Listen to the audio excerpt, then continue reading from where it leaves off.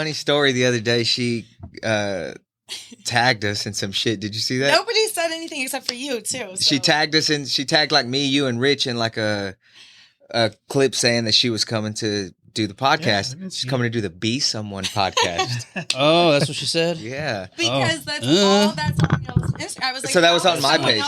I was like, how is someone else's podcast on your page more than your own? Well, that podcast? Explains why. I got the notification. Whenever I went to open it, it was like not available. There was nothing there. That's not text. I said, like, hey. Okay, maybe Eric told her, hey, take that down. That's too risque. We can't be affiliated with that or something. So yeah, I was a guest on Chris Ortiz's Be Someone podcast, and then he would just collaborate me in the reels and stuff. It was actually fun.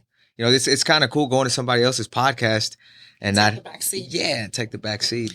Let me get interviewed for once. And sometimes we like guests to do that to us too sometimes. Cool. But we get those guests, like I was asking you earlier about being shy and stuff. We get those guests that come on here and they're like one word answers. Yeah. It doesn't happen very often. It's not versus just like chopping it up with your homies. But listen, I mean, we got Howlerhead whiskey, we got Live Oak vodka. If that don't loosen you up, yeah, that's true. We got issues. Maybe if this doesn't loosen you up, the mushrooms will. Oh yeah, no, I'm plenty loose. So how does that? So you mentioned that earlier. Are you comfortable with talking about that? No, absolutely. What is that you do? So I've been microdosing mushrooms for 6-7 years now. I had read up on it, obviously, as far as like how it helps with anxiety, depression, all of that, and I'm very anxious prone. So started supplementing with that. I'll do it 2-3 times a week. I do cycle off of it though. Is it like weed? No. So, I mean, I got my connects. Okay. You can eat it like jerky where it's just the mushroom itself and it's dry. But I've evolved past that and now I get my chocolates. And so I get like custom made chocolates. She's up to that top shelf drug candy. Chocolate mushroom. The kind of drug candy they pass out to kids on Halloween. Yeah. The ones that all those 80-year-old women are worried about. I do the mushroom coffee. The one that like with reishi and all of that. Yes. Is that the same? No. Yeah, it's so still great. You got the illegal and he got the legal. Yeah, but that's like the gateway. That's the gateway, right? Okay. So like some of those the drugs that you can pass a drug test. So like if you look at like Shroom Tech from On It, is it the same? Man, nope. So I'm doing mushrooms that have psilocybin, so it's like the hallucinogenic. But I'm doing such a small dose that I'm not feeling any sort of those effects. Okay. And if you're doing a true microdose, you shouldn't feel any effect. It's just something that sort of accumulates in your system. And then you get all the benefits as far as like clarity, creativity, obviously more at ease. So like I'm not a big like on edibles, never tried that at all. But like I've done edibles one time with my wife. And I was like fucking hallucinating. What? Oh, you did a lot. So I must have took too much. Is it an aphrodisiac as well? Well, she was laughing at shit. We were watching a movie and she was laughing and shit. And then like she finally went to sleep and it's like 2 a.m. and I'm like wide awake and I'm like, I could fucking. Are there aliens in here? Yeah. And where do we come from? And I'm like, babe, something's wrong. Like something's really wrong. Yeah. So I swore I was never gonna do that again. Yeah. And then it wore off, and Eric was like, "God damn, where can I get some more of that shit?" and now, but she's not the first person that I've heard talk about mushrooms. Yeah. So it just does it calm you? Because you're very active in working out and stuff like that. You work out while you're on that? Actually. Or is that like something you do on your downtime? So I don't like to lift when I'm on my mushrooms, but I love to spar or like do sort of like MMA training because you get out of your head and you're so much more creative. You just flow. It takes you back to your like primitive roots, I feel like. Okay. You know, it drops the barrier and you're just in it. Doing like a frontal lobe type? I microdosed before all of my fights. Oh, wow. Yeah. So I wonder how that would play into effect like as a pro, like, because I know we do drug testing. So they do drug testing with that. I wonder if that's something that would show up. And it sounds like it probably would. Yeah. Well, the sounds of it. Well, she takes such a small dose. Yeah. You know? But I also do it, like I said, where it like accumulates. Like I'm doing a small dose. I don't know the shelf life on it, so I don't know how long it takes to get out of your system fully. But at least 30 days, probably, I'm guessing. Yeah, I would imagine, especially if I'm doing it, 2-3 times a week or so. We didn't even introduce her, Wayne. Well, I was trying to do that, but I got talked over a couple of times. We are with the Fury Amateur Series. She was the strawweight champion back in the day. The Hellcat, Kristin Kotinek. Welcome to the podcast. Is that how you say your last name? Thanks. Yeah, actually, Kotinek. Kotinek. Well, that's because you asked her. See, actually, no.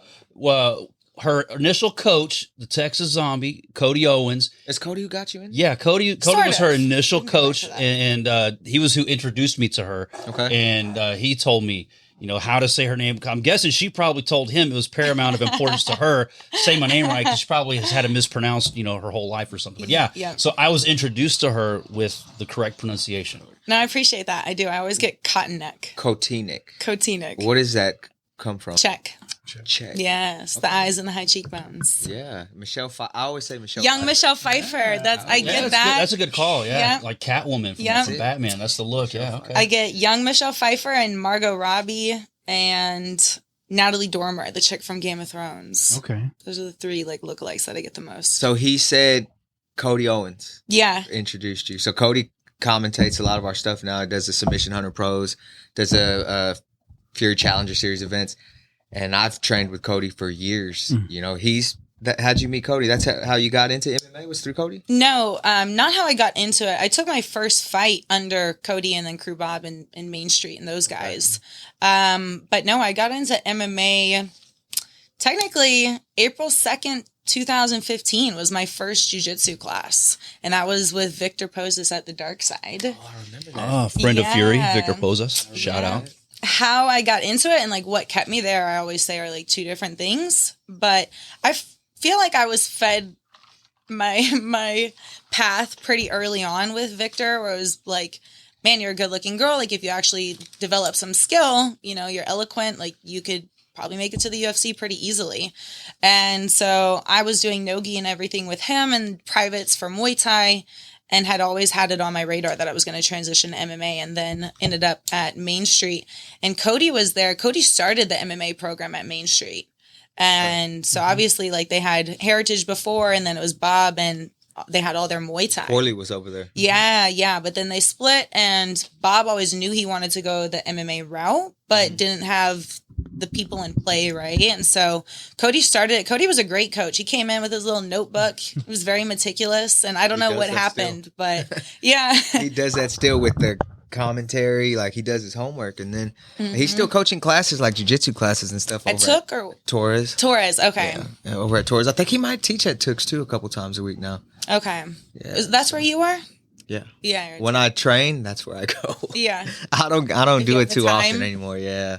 And it sucks, but I might fall. Now, whenever Eric goes anywhere to train, everybody wants to choke out the Fury FC promoter or something. Everybody goes 100%. It's different. Hard. Yeah. I'm just kind of freestyling. It's hard to get just a good exercise, just a nice roll. Everybody wants to go 100%. Yeah. So. But they end up getting that baseball choke. Is that correct? They get choked. That's your bread and butter? That's what he's saying. That's what I like. Whenever they do that, oh, yeah. But I mean, you do something too many times, and they already know that. It's your signature move, man. That's your Hulk Hogan leg drop. But I mean, now that I'm getting older, it's hard to want to get in there knowing that you got these 20-year-old blue belts and purple belts that are. Everybody's trying to prove something. It's like they're at ADCC right now going against me. Hey, guys, there's no cameras here. Relax, guys. I hear that's kind of the black belt curse, is a lot of black belts I know loved being a brown belt more, because once you're a black belt, you have that target on your back. So you can't go to an open mat and just have some nice rolls, because the white belts, the blue belts, anybody wants to say oh, I tapped out the black belt. So it's either that or anybody that you don't submit or you don't pass their guard or whatever. Oh, he couldn't even pass my guard. Yeah. It's man, come on, man. It's not even just a black belt or a brown belt thing, man. Anybody with a name. I remember CM Punk talking about that whenever he was starting with Duke Rufus. Everybody in there wanted to choke out, the WWE champion or whatever. That wasn't that hard. Yeah, I know, right? Guys, he's a white belt. Wasn't that hard. Man. That wasn't too hard. Bragging rights weren't earned on that. So at what point did you start feeling damn, I'm getting pretty good at jiu-jitsu? I'm going to start doing striking, and it's time to take a fight. Did somebody say, hey, I think you're doing well, it's time to get in there get a fight? This is going to be a story. All right, this is going to be a story. We like those. We love those. So, I mean, my confidence was built pretty early on. Obviously, Dark Side is known for their leg locks, so I was heavy into competing and fucking girls up, right? Winning all the time because of leg locks. Yeah. Fundamentally, there are some holes in my game, especially being on the bottom and passing. But confidence was built pretty early on. And then I was, striking and everything with him, and that was fine. I actually was scheduled for my very first fight. It was Lori Ashby? No, who did Legacy? It was Legacy fighting. It was their 50th. At the arena. At the arena. Eric was there for that. Yeah, I should have been. I was scheduled to fight Itzel. Oh, wow. With less than a year of experience. Itzel's a stud. Yeah. I had less. So Itzel was still an amateur at that time. Yeah, but she was good. She was already like kind of making a name. I was being fed for sure. But I didn't fucking know any better. I was like training for under a year and had all the confidence. Darkside's a cult, so like. Well, honestly, building you up real quick, like had that fight happened, it didn't obviously, but I think the hole that she had in her game was the ground. Really? So like. Yeah. Had you went in there, you could have pulled something off, and they would have. If you just stayed on the feet, she probably would have tried to hit you with that axe kick. Yeah, my striking was trash. I would have gotten. Yeah, my striking was trash at the time. All I had was jiu-jitsu, really, and I got kicked off the team 10 days before my fight. Off the dark side. Off the dark side. How could you? Test. From a man to a man, like I've always done solid business with him. He brings a solid team to come out and compete. Yeah. His guys are great fighters on our roster, so that's unfortunate that happened with y'all. I loved him. I did. There's a lot of good qualities. So there's still hard feelings there. No. I mean, we're still cool. Okay. I'm not making an effort to talk to him or whatever. But if we see each other, there's nothing. There's no hard feelings. Yeah, no. We squashed it. It was really bitter for a while there. Right. But we made up. We're cool. It's all good. So you didn't end up getting that Itzel Esquivel fight because of that. So yeah. O Athletik was just finishing their finishing stages, I guess, of opening up. They hadn't opened. The gym was still kind of a skeleton, but they had the cage in there. Right. And that was when Will was still fighting. Yep. And Will introduced me to Cooper, who was my boss and is my boss. Will Morris. Yes, Will Morris. And James Cooper. They had the cage in there, and Will was still active, and I was sort of friends with Will, and I was like, man, I got to fight in 10 days, and I don't have a coach. I'm hoed out right now. And Cooper said, okay, have her come in and let me see you work with her, Will. And Will fucked me up. Will was a stud. Will's always been a stud. Yeah, it was my first debut amateur fight. I had no business being in there, obviously. And Cooper legitimately goes you should fake an injury. And actually, what was crazy is at the time, and I told him, I was I don't need to fake an injury. I had completely tore up some ligaments in my Achilles. Had gone an MRI and everything, but I was so hell bent on proving Victor wrong that I was still down to fight. And whenever it was okay, you have no business being in there, we were yeah, let's pull. But and then you debuted with us, or you debuted somewhere else? No, I debuted with you guys. What year was that, Wayne? That was 2019. And who was the opponent? The initial opponent that was canceled. Whitney Ontiveros. Whitney Rice at the time. I remember that. Yeah. That was an umbo. She TKO'd her. Yep. Is that the one where Whitney threw up in the cage? Yes. Was it? Uh-huh. No, wait, no. She had done it twice. No, I don't think she did it on mine, but she had done it twice before I had heard. That one's 30. You just brought that back. So I thought Tater was the first one to do that in our cage. No. Whitney was the first one. We had this guy. I don't know if you were watching the Tulsa Fury event 2 weeks ago, but of course she was. Yes. But we probably didn't get that on camera. Hey, this guy. I missed that. So this guy won his fight and raised his hand, and Mike Alexander's waiting off camera to interview him, and as the hand's in the air, it's here come the chunks. It was a lot. Yeah. It wasn't it was just he phlegm. ate a full Olive Garden tour of Italy, the whole thing. It right was there in the cage. No. It smelled as good as it sounds. You don't even get to be remembered for your win at that point. Yeah. But anyhow, Whitney Ontiveros did that back in the day as well. She blamed the mouth guard. She had the mouth guard. I remember that. Too big. That was for us them, though twice. Oh yeah. Anyhow, so you didn't have that experience in your fight, but you did defeat Whitney Ontiveros in your debut at Fury FC 29, 2 minutes 19 seconds. Round 1, TKO. Yeah. And then you went on to fight who? Fuck. Was that when Bree? I went up the weight class? Yeah, Bree Winfrey. So Bree Winfrey was a killer. Yeah.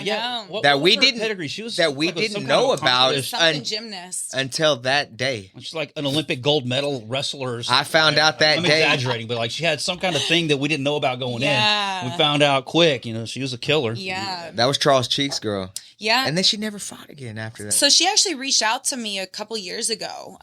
She was a decorated gymnast, and I felt all of that strength when I was in there. So I obviously had gone up like 2 weight classes for that fight. Still one of my favorites, just because it really showed like the dog that I. So that was at 135. It was 130 catch. Okay. Yeah. And man, usually I go in there. When I was fighting, it was like 115 was my division, but I think my first couple I had done catches at 118, 119. And I have always been the stronger opponent. So to be in there and have the roles reversed, but I, as an amateur, I was like, well, let's see how I feel stepping in, not cutting weight, not having to worry about any of that stuff, like just at my natural weight. I thought I was going to get some sloppy bitch. Like I thought I was going to get some overweight 130, 135. So did you not see her until weigh-ins? No, I don't. Couldn't cut any more weight. There was that much muscle. She was that lean. But she reached out to me like a couple years ago saying that like she had always had bad knees from being a gymnast and asked me to rehab her. And we didn't end up following up on that. But I've always been really cool, except for Whitney, really. I think I'm really cool with all of my opponents. You don't talk to Whitney Ontiveros? No, she had a bit of an ego back then. There's heat there. Not at all, but No? I don't know how much growing she's done since then, but she had. She's had a couple of kids since then, so that always settles you down. Yeah. Yeah, I don't think she fights anymore. She trains at War, and her and Charlie like teach the classes and stuff. You still talk to Will at all? Will? Yeah. Yeah, sort of. So we used to be roommates. We had a house together. Me, him, and Jacob Berry. And that only lasted like 3 months. But Do tell. Tell that story. we were super cool.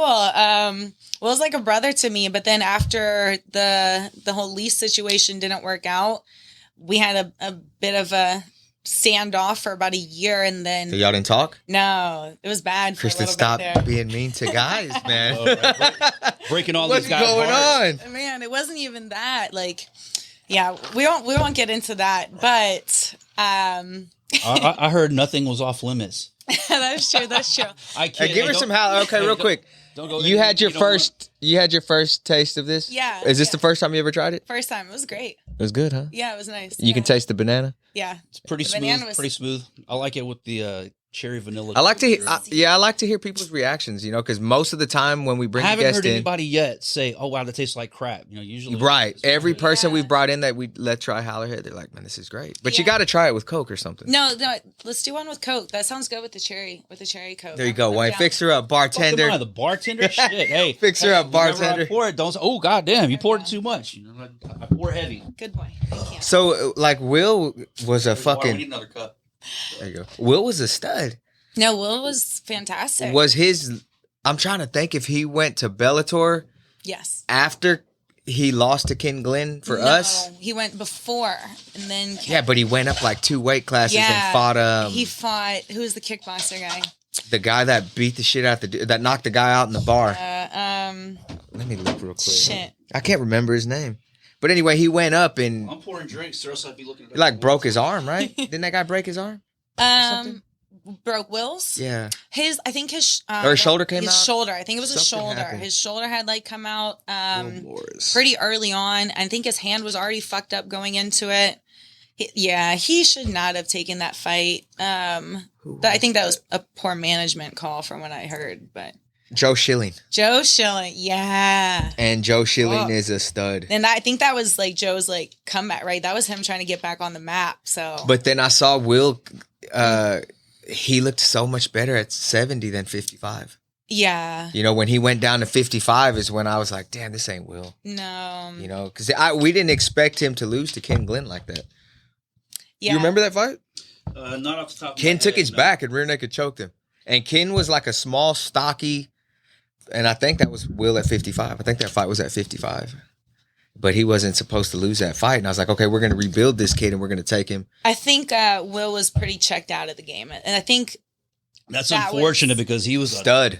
top prospect, man. He definitely, I think he would have made it. Definitely he had that ability, but I think the fire kind of burned out on that. Now he's doing BMX and tearing his body up even more. He left the game at 5-2. Like, even if he decided to come back now, we popped him off 3 wins at 8-2 record, man. Yeah. And he phone call for us before, like, the Fight Pass deal, and before we built, the rapport that we have with that organization. Stout. What cherry vanilla Coke did you put in there? Straight whiskey. Well, he said no. It's not bad though.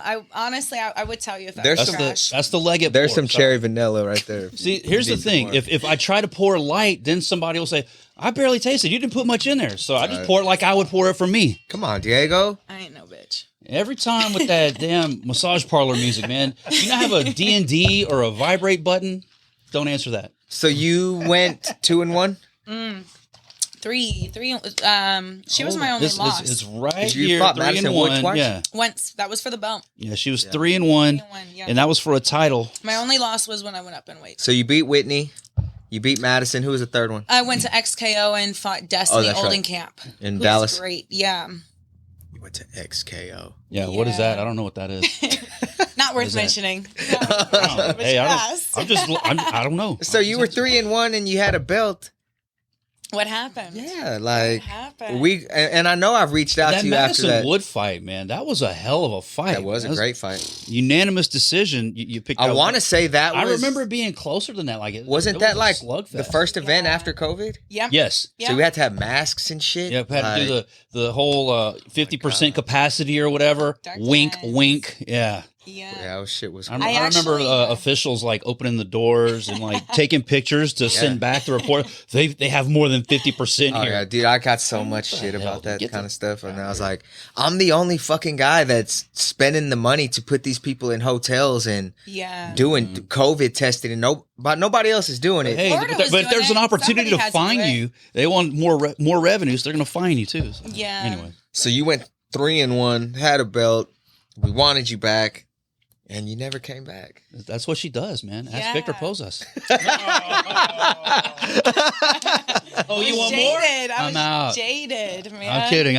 Actually, so I think we were trying to get me something after that, but it was hard. You hadn't quite started bringing in people like you are now. Now you bring in a lot of people, which is awesome, which is great for Texas division, Fury, all around, right? But at the time, I think you still hadn't been bringing in a lot of people, and it's hard enough to get female fighters anyways. So I think I was struggling to get a fight, but I was still training, and I remember kind of what started it was I was sparring with Lauren Murphy, and Lauren's a stud. Lauren's great. She's an awesome training partner. She was one of my main training partners for a little bit there, and I was sparring with her, and I hit an overhand right, and it like landed beautifully, but also landed so fucked up at the same time. It was just like all thumb. Ooh. And I ended up breaking, like having some issues with my thumb, and then tearing some ligaments. So I got casted for 6 weeks. And then I knew once the cast came off, I couldn't jump straight into training again. So that's when I was like, fuck it, let's get the tits done. So had been wanting to get that done anyways. And I was not obviously going to take time off from training just for aesthetics. So I timed that. But during that period, business started going really well. And a little bit more like realism set in. And honestly, like I was approaching 30, and I've never put a timeline as far as like age being this like impending doom type of deal, or so I thought. But then I felt like COVID set me back 2 years. And honestly, I was training probably more than anybody else was at that time. Yeah, COVID was a great time for me, even though we didn't have to work, but I was working out at home and doing me time. Like, yeah, I hate to say it because I know it was really terrible for people. I killed it during COVID. Yeah, and I definitely took opportunity. I'm not one of those, like I've always been sort of a gangster and a warrior in that mindset of like, well, how can we spin this, you know? So gym shut down, and I pivoted, and I started my meal prep business and was still training. We were lucky. O was like open to employees type of deal. So I was training with Marlena Esparza and James Cooper there. Shout out O Athletic. Yeah, getting a lot of boxing in. I actually, if we go back to the Madison Wood fight, I was trying, but y'all just. I still haven't watched that fight because I feel like it was a terrible performance on my part. With as much you got, like I was doing 3 hours minimum of boxing with Marlon and James, like all during COVID. And I feel like that didn't get seen at all during that fight. I would agree. Yeah. That's a fair. Yeah, no, my boxing was not there at all. And but if I go back and I look at sparring videos of me at O and all of that, that's the one you wanted to awesome. Show. Yeah. And I don't know what happened. You posted a video the other day of you hitting pads. And I was like, damn, she can throw. Like, no, I still got it. Was that an old video or new? No, that's new. Oh shit! Yeah, so are you training for the comeback? Is that what we're doing? So we'll talk after this. Yeah, I haven't posted. I have a whole close friend story that people don't know about. But anyways, as far as the Madison Wood fight, I haven't watched that. I felt like it wasn't my best performance, and then. Whenever I broke my hand and got my boobs in and all that, like opportunity kind of presented itself or like business started going good. And I was approaching 30 and I had kind of figured I'd be in the UFC by the time I was 30. Like that was my timeline. But then COVID pushed everything back and I just kind of got in my head of feeling like I was behind. Are you cool to tell people how old you are? Yeah, I'm 31 now. I don't give a fuck. You're fucking young still. Young. I know. And I look at Lauren Murphy, she just fought for the title when she was like 38 or something in the UFC. You got time. Like, I know it's stupid, but somehow like that, and there's probably some other stuff that kind of. And there's plenty of girls with big boobs in the UFC. Hey. I mean, that doesn't stop them from fighting. Myself more marketable. See, the concern I would think would be like rupturing an implant. I don't know about an MMA, but in WWE that's been an issue. Like Ric Flair's daughter had an implant rupture, and a couple of other girls. You get in there, get in the ring or a cage, and have implants. I guess you just got to really hope the person that you're not taking bumps. Or like a kick. I don't want like a kick to the tip, but yeah. So you have no plans of coming back? I mean, I want to say that. You are? I want to say that. I want to say no. She's playing coy. She's playing coy. She would like to, but she doesn't want to commit to it. Well, I know like Madison Wood just had a baby. Yeah. But I feel like she's training. She's in the gym. Yeah, she's training. And I think she's going to have a comeback. Yeah. I don't know when, but I think she's going to have a comeback. Yeah. So actually, shout out Madison. She's done a lot of growth the last couple years since her baby. There was some bad blood between us for a little bit there. On her part, I'm cool with everybody. Like, because of the fight? Because of the fight, before the fight, yeah, only because of that. Nothing any more personal than that. Young, ego-driven problems. Yeah, and that was what it is. And like for me, I'm down to be cool with everybody. Like I can separate that persona. I'm not there talking shit or whatever. And I can respect you getting in the cage regardless. But there was definite bad blood, and I was just like shake it off. But she recently came up to me. Like a month or two ago and actually apologized for like how she was with me and said she exactly that. She was young, dumb, had an ego and had a baby. I'm telling you, man, having kids will give you a perspective that you did not have before. Yeah. It matures you in a way that you can't do on your own. Yeah, that's exactly what she said. She was like, I've had a kid since then. And yeah, it definitely brought her down and it was really cool. Like I was cool regardless, but I respected her a lot more for that. So I did. We see each other training now all the time, and I'm always like congratulating her and trying to push her. And y'all are both preparing for a comeback. And I've been training a lot actually. People just don't see it. So you were part of Fury like years ago in some of the earlier days, and you mentioned a little while ago that back then there wasn't really a lot of options for girls, and now you see us bringing. What have you seen, or what do you think of the MMA scene now versus what it was when you were there, when you were fighting? Well, that was and do you think you could take Mia Graw? Bro, I think she's great. I'm not gonna lie. Like, I think Mia's fucking awesome. I have nothing but respect for Mia. I would love to fight Mia at some point. Honestly, at one point I was really strongly considering going and training at War and having that kind of be my home base. They have a lot of females. Wow. So many females. It'd be a great spot for you. I know, but it also really narrows down the playing field. Can fight, right? I try and tell them that all the time, and they're like, well, we can't help who wants to come over here. And they're not lying. Yeah. But it's hard to match up girls when... Yeah, you can't fight your teammate. Hence the reason why we started bringing them in. Yeah. Kind came out of Well, I mean, necessity. I'll trash talk somebody that doesn't want to fight their friend, but like a teammate, that's a little different. You know, it's like who's going to corner who? You know, like you're going to have Copley in one corner and Mahone in the other. Well, I mean, if you got two girls training at the same team and Dana says, hey, we want these girls to fight in front of me on Contender Series, then you better you gotta fucking do it. Yeah, you better separate yourself. And I never understood that either. Like as far as I don't know, people having an issue with that, or even like an ego kind of getting in the way of that. It's just like it's just business. Like just get in there. You're already sparring each other all the time in the gym, anyways. So yeah, obviously there's a little more on the line, but oh well, work harder.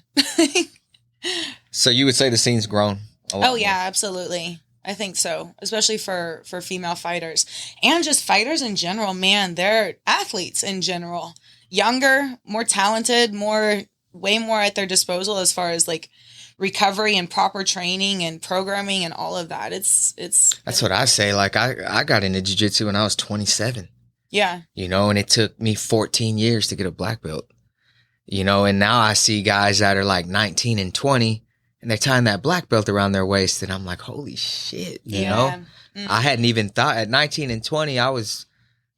Don't say it on the air. We know what you were doing. Yeah. Don't say it. Your parents watch the podcast. Don't but say I'm what you were just doing. like- Behind the ears. Yeah. But to see these He was guys, doing not jujitsu. yeah, to see these guys coming up Lots of right no-gi. now, Lots of and no jiu-jitsu. Yeah, lots of no-gi. that's where you're seeing these world champions and shit. It's such an. Yeah. I mean, look what we talked about. Josh Van on the podcast, him and Zach Reese last weekend. They fast-tracked their... Yeah, Josh Van's like 21 years old and he's in the UFC. Incredible. You know, and it took him like 2 years or less as a pro. Yeah. He had 8 pro fights in like 1 year Shit. and Yeah, went that's straight impressive. to the 8 UFC. fights, yeah. It's like- So, I mean, you know, if you're coming back, you know, time is of the essence. And You just come that's back like I soon, said, so I you kind of get already felt like that pressure was on me because I didn't have my first jiu-jitsu class until I was 23. And I kind of felt the same way where I was like, man, you got little 9-year-old taekwondo black belts, which I didn't know at the time didn't mean shit, but like I felt like I was already behind then, which is like what drove me and you know. No disrespect to the 9-year-old taekwondo kids out there. I was an 11-year-old taekwondo kid. See? Yeah. Gosh, And then I quit like at 13 or something. So I did it for a couple years. Yeah. Yeah. So you said during COVID is when you started like working for yourself, or Yeah. you were a trainer at 24 Hour Fitness? Yeah. Train Victor Poses. Training, air quotes. You train Victor Poses. Hey, you open yourself up for that. Yeah, hey, that's gonna be our we had inside no thing idea. now. I We swear to had God, no I had no idea. idea that you were I Victor. think actually probably a lot of people don't know, but Well, they're gonna people know in now. the jiu-jitsu community Victor's assume- going to be like, God damn, I liked it better when people Sorry, didn't know Vic. about that. Sorry. I've already, yeah. Anyways, what was This the question? awkward So you silence brought to you by Howardhead Whiskey, Yeah. proud sponsor for your FC. Live Oak. And Live Oak, Texas vodka. Get you some. Diego, you keep forgetting to bring your cranberry so you I can drink your know, vodka, man. man. Like he's already drunk off of one glass. Are you drinking Howler today, or are I you am. drinking water? Okay, I'm making sure you got Holler, something in and there. then man. what? You've been 70% really Holler? quiet over there today, man. You have any You guys questions are- for the Hellcat? You guys are amazing hosts, by the way. I'm just- And that's what I was gonna ask you. So now that you train people for a living, Okay, yeah, I've been a personal trainer for 10 years. That's And Diego wants to know how much it costs to train with you. I'll hook you up, buddy. All right. I got you. But for the fans of Fury Unleashed, what's your? well, I don't discuss price. Yeah, I'm gonna assume. No. I'm gonna assume that everybody's I don't has think that's it. where he was going with that. Everybody's gonna have a different plan, Right. so there's gonna be a Yeah. different Yeah. price. It depends That's on what your something you goals discuss. are. Yeah. Exactly. There you go. Of She course. charges by the pound. No. Depends on how much weight you want to lift. Oh, Percentage. This is a great segue into some other things we can talk about. But as far That's what as we like, do. my actual profession and my business, yeah, I'm a personal trainer. I've been a trainer for 10 years. I also own Clean by Kristin, which is my meal prep business that I kind of pivoted to during COVID. I'd actually owned a meal prep business like 5 years before that. You stay pretty busy with it. Yeah. When the first time that I started it, it just blew up and I didn't know how to manage the workload. It was so overwhelming. I was crying all the time. Holy shit. Man, it was a lot. And I shut that down. And then during COVID, out of necessity, I was like, all right, well, let's pivot. People still gotta want to be lean and now care about their health probably more than ever. And so I did it the right way where I like started with 5 clients, got used to that, took on another 5, got used to that. That was food and training or just food? That was just food. Okay. But I had my personal training clients too. For the most part, all my clients stayed with me, and I picked up some other ones where I was doing like in-home training. She lost the dark side clients. Yeah, a long time ago. You're training men and women. Yes, right? yeah. He's never going to forget that. Hey, I'm trying to keep this, fun and lively. So many messages. That's all right. You'll be all right. They're coming in hot. Me and Vic were good before this podcast. I didn't Vic will be all right. No. Vic's a cool guy. No, he's going to come through. Hey, we got to have him on as a guest at some point. Oh, no, that's not anytime soon. Well, hey, Not anytime do or soon. don't, whatever. This is all females for paddle. October. He's going to paddle us all, that big-ass paddle he likes to carry around. Oh, he spanks people when he... Talking about that, why is it? This is all for breast cancer awareness. That's right. I love that. Yeah, So all females. You're the first October. Yeah, we're doing all females for breast that. cancer awareness. You mentioned Mia Graw earlier. She's next week. She'll be here next week. Yeah, I'm excited. And then Wayne mentioned Melissa Lozano possibly. I mentioned Mia Graw too. It wasn't her, but that's fine. You said What? Alyssa Milano? Melissa. Oh, you want Alyssa Milano, don't you? That's a boy crush. Hey, it's actually Barbarino. She has her maiden name back now. Oh, that's right. She changed it up, so we're gonna have to change the Breakups. graphics and everything. I know everybody's breakups. Breaking up. I'm and not. shit, man. Man. I'm not breaking up. Man. Tara's last name isn't changing though. Nah, never. As far as your meal prepping, do you personally deliver? Hey, or we were do gonna you ask her have- about a breakup, and you start sorry. talking about meal I prep. don't know. Diego's Let's like, go. I'm trying to keep it fun and Let's lively. go. We could talk about food prep and Well, listen. and Okay, hold on. plans, but Before we dive into your breakup, Gabe is a good friend of mine. Gabe's fucking great. Yeah. I fucking love Gabe. Yeah. He's I don't a know if savage. we have to dive He's a into the stud. breakup. What are we diving into the breakup? I wanted to because No, we can. Let's talk about it. I was gonna we were gonna ask her about that. I was gonna ask her about that later on. Yeah. Because I wanted to. You said that he listens to the podcast, and Yeah. that's you would kept. He said that he didn't win the TMF belt because of you. So he lost his edge. Hold up. Wink, wink. Rumors. That's not rumors true. Get started. Maybe he Wink, told wink. Wayne that. Actually, He told me there that. might be some truth to that. I'm just kidding. But I love Gabe, man. What's going on? No, I love Gabe too. I have lots of love for Gabe, and I'm glad that I get this platform to show people that breakups don't have to be toxic. Yeah. Amen to that. One of y'all posted something about Yes, that not too long ago. Yeah, I did. Man, I had a lot of love for that guy. It was kind of a right people, wrong time type of deal. He wanted to really focus on fighting. He's got a YouTube channel himself and wanted to go all in on that. Obviously, relationships, no matter how good or how bad they are, they require a lot of energy and effort and Compromise. yeah. And that was his word exactly. It was the gist of it is he just doesn't want to be in a place where he feels like he has to compromise anymore. So it was Gabe's decision. Yeah. For the most part, it was definitely the right decision for both of us, honestly. But you probably But realized it after. I am the type, I'll ride that shit till the wheels fall off. I was hardcore. I mean, you saw my posts and everything, and just the person I am, I'm ride or die till the very end. And even, how I speak of Vic and say we're all good, and how I speak of Gabe, not on the same level, but still, I want nothing but the best for everybody. I saw that in the Galveston fight. You were the number one fan out there. And we were broken up at that. Man, you were, wow. Yeah.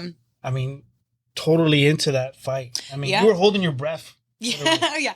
Actually, I was. Diego was watching you very closely in case you couldn't right tell. behind us. Dude, man. He had cameras on you, multiple angles. Come on, man. That was, Hey, you set yourself up for that. Man. Yes, I did. But That's- it was obvious. yeah. Yeah, no. Hey, we all saw her. She was a big supporter, and she had just kind of announced that publicly the previous week that they were no longer together. But she also said, hey, there's no hard feelings. I'm his biggest fan, Yeah. and she was there being a support. And that's cool. Man, I think it really caught a lot of people off guard because even Yeah, we almost had you thrown out. We're like, what the fuck? Stop. Hey, is she setting him up? You would have kicked him out before he kicked me out. Hold on. Probably. I didn't know. I didn't even know until recently the Until show. Yeah. that post. So the actually, shower we broke had a house together that we were leasing. We were renting in Sugarland. And we had a 12-month lease. And 3 months before the lease was up, I was like, what are we going to do?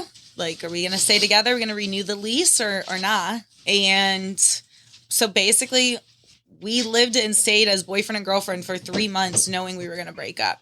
And that was during one of his fights. I saw him through fight camp, had his back, made it as That was easy as during this last possible. fight? before that. This is the fight before the Galveston fight. The one he won. Yep. The Tyreek Malvo. Yeah. Okay. And I held it down for him and made that fight. He shouted you out after that.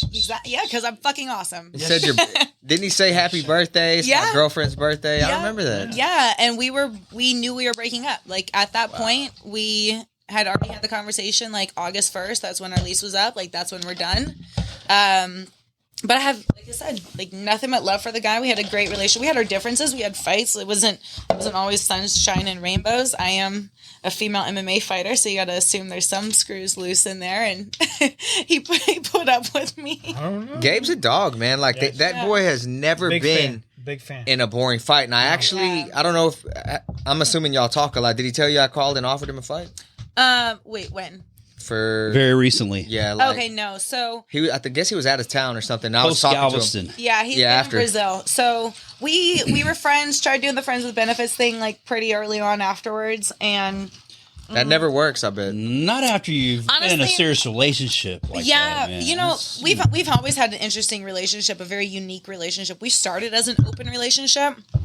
First few months of us dating was very like open. I wasn't seeing anybody, but he was, and so Gabe's a stud in and out of the cage. I've never been in one of those, like an open relationship. But I've always no. Hey, of course not. That's just. I just feel like it's hard enough to dangle one woman. That's what I'm saying. For me to, that's what I'm saying. Yeah. Gabe's a unique guy. You know what I loved most about a relationship though was like the trust and honesty and transparency was always there. Maybe to a fault, we were honest about every fucking thing, every feeling, every thought, all of it, and I love that. And I think more relationships need that.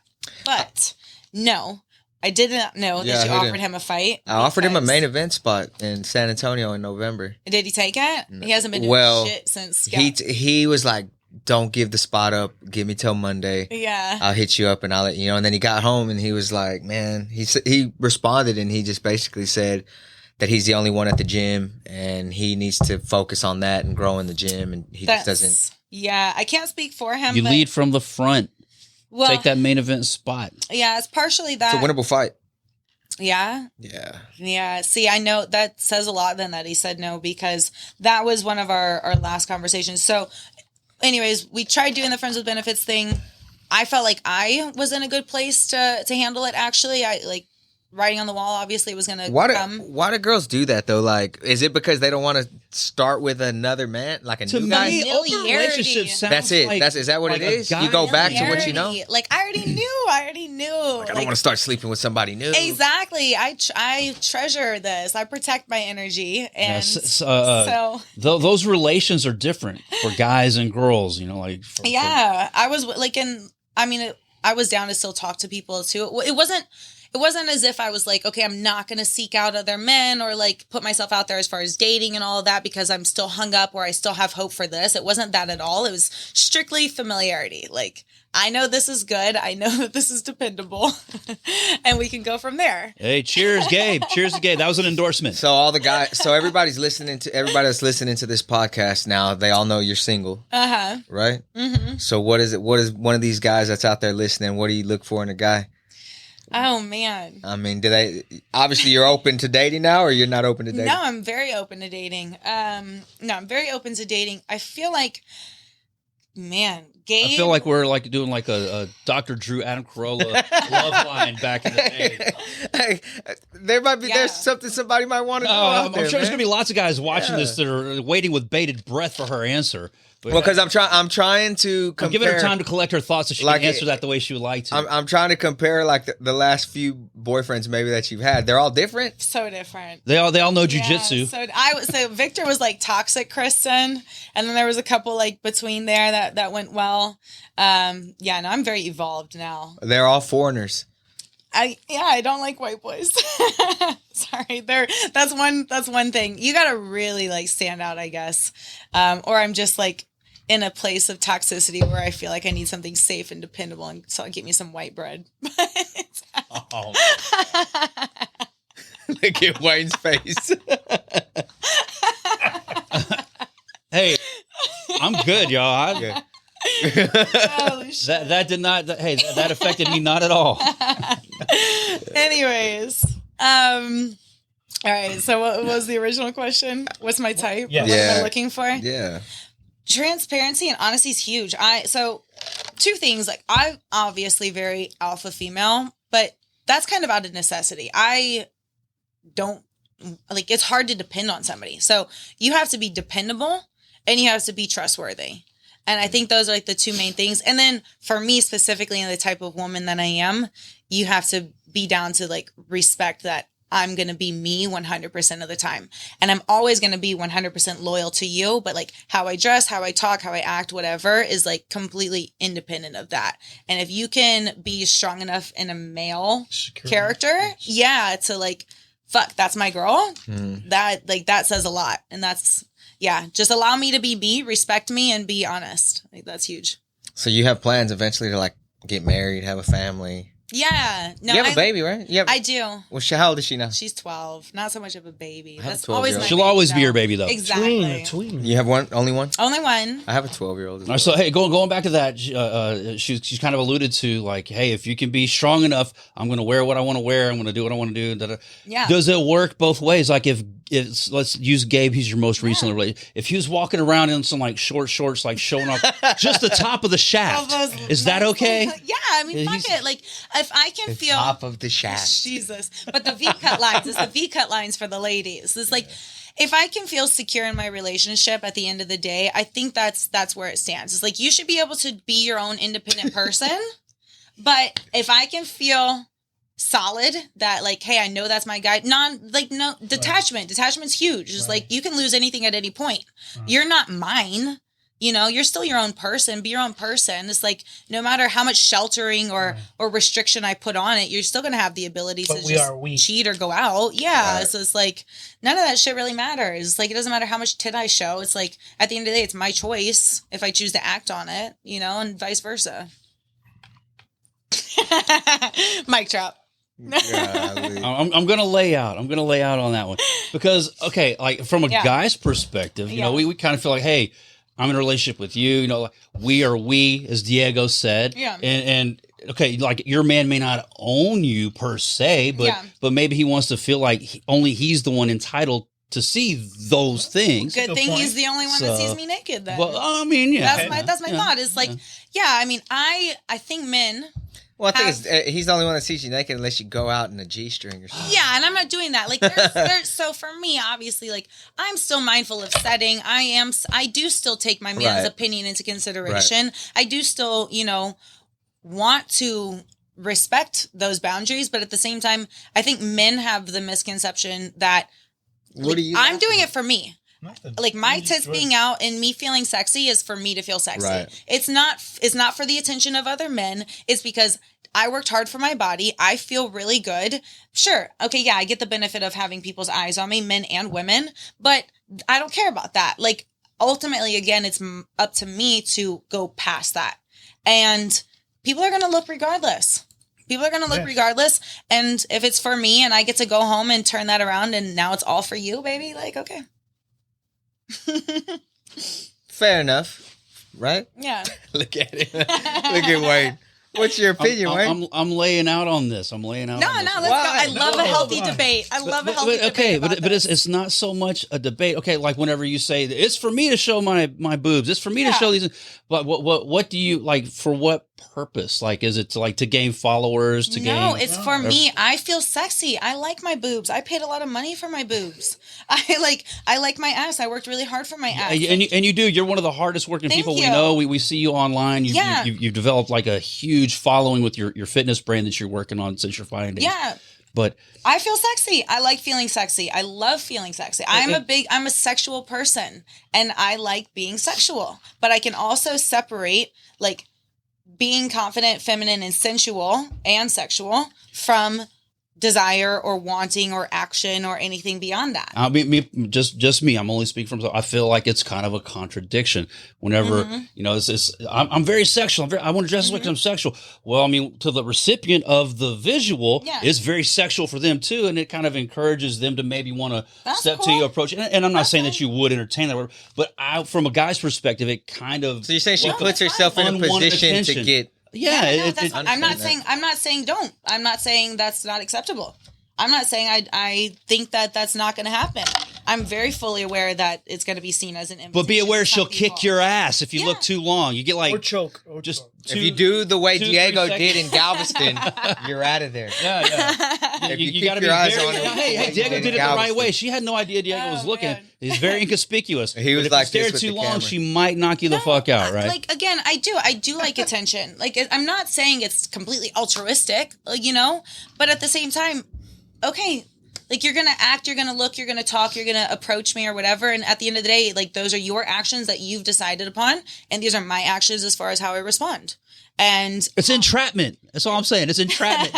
I'm not going to feel bad that I'm an attractive person and that I own it. That's not, I hope that's not what I'm implying at all. You should feel bad that you're an attractive person. No. But as far as like, me technically exploiting myself, I guess, is the conversation, right? It's like, I'm intentional. Okay, that's not exploiting yourself. I don't think you're exploiting yourself. Marketing, no, to a certain degree. But again, marketing, sure, yeah. I'm marketing that I'm a bad bitch. I'm marketing that I'm confident. I'm marketing that like I can be sensual, sexual, feminine, and loyal.